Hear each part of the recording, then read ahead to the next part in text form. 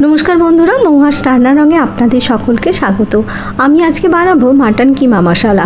ताई किमाटाके आमी बाजार थेके किने निये आसार पर खूब भालो करे धुए नियेछिलाम। एबार एटाके मैरिनेट करे नेब। तार जोन्नो आमी दिये दिलाम बड़ो चामचेर 1 चामच दई और दिलाम छोटो चामचेर 1 चामच काश्मीरी लंकार गुड़ो और 1 चामच हलुद गुड़ो और देब परिमाण मतन एते नुन दिए एटाके हाथेर साहाज्ये खूब भालो करे मेखे नेब। मेखे निये एटाके आमी 1 घंटार जोन्नो मैरिनेट करते रेखे देब। आपनारा चाइले 1 घंटार बेशिओ एटाके मैरिनेट करते पारेन। हाथे जदि खूब कम समय थाके ताहले 10-15 मिनिटेर जोन्नो मेखे निये रेखे दिलेও হবে। प्रथमे आमी गैसे कड़ा बसिए दिएछिलाम, दिए दिलाम 2 चामच सर्षेर तेल। तेलटा जखन एकटु गरम हये जाबे तखन आमी एते दिए देब हाफ चामच गोटा जिरे।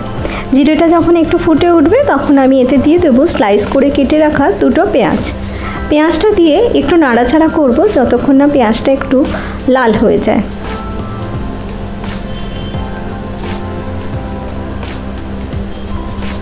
পেঁয়াজটা একটু ভাজা ভাজা হয়ে গেলে এর মধ্যে আমি দিয়ে দেব কিছু মশলা।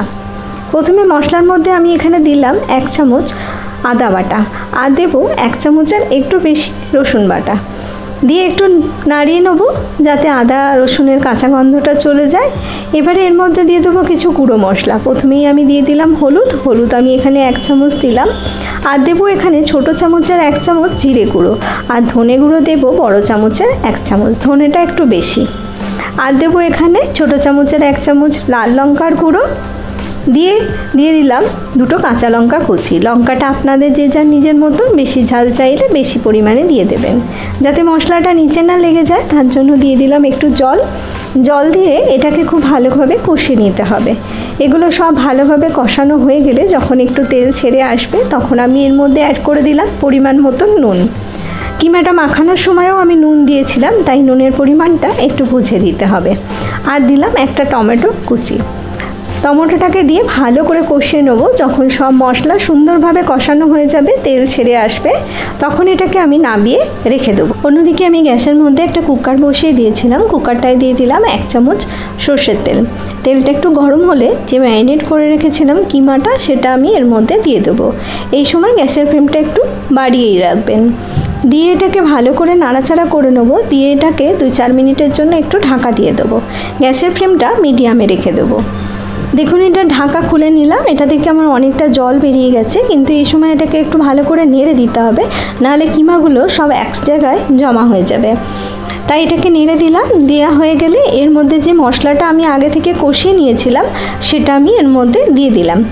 আর দিলাম ওই যে মশলাটা কষিয়েছিলাম সেই কড়ায় খুব সামান্য একটু জল নিয়ে সেই জলটা একটু গরম করে এর মধ্যে আমি দিয়ে দিলাম। দিয়ে এবার সবগুলোকে ভালো করে মিশিয়ে নেব। মিশিয়ে নিয়ে আমি এটাকে ঢাকা দিয়ে প্রথমে হাই ফ্লেমে একটা আমি সিটি দিয়ে দেবো, তারপরে মিডিয়াম ফ্লেমে 2টো দিয়ে দেবো।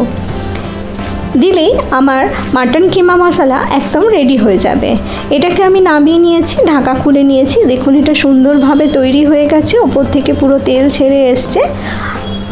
এবার এর মধ্যে আমি দিয়ে দেবো হাফ চামচ গরম মশলা গুঁড়ো আর দেবো একটু কসুরি মেথি। দিয়ে এটাকে নাড়াচাড়া করে আমি এটাকে নামিয়ে নেব। আপনারা চাইলে এখানে ধনে পাতা কুচিও ব্যবহার করতে পারেন। এটা আমার তৈরি হয়ে গেছে। এটাকে নামিয়ে নিয়ে আমি গরম গরম সার্ভ করে দেবো।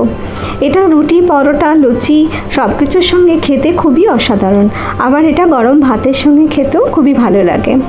বন্ধুরা আমার রেসিপিটা যদি আপনাদের ভালো লেগে থাকে তাহলে একটা লাইক করে দিয়ে আমার চ্যানেলটাকে সাবস্ক্রাইব করে দেওয়ার অনুরোধ রাখলাম। আমি আবারও হাজির হয়ে যাব নতুন কোনো রেসিপি নিয়ে আপনাদের সামনে। আপনারা ভালো থাকবেন, সুস্থ থাকবেন।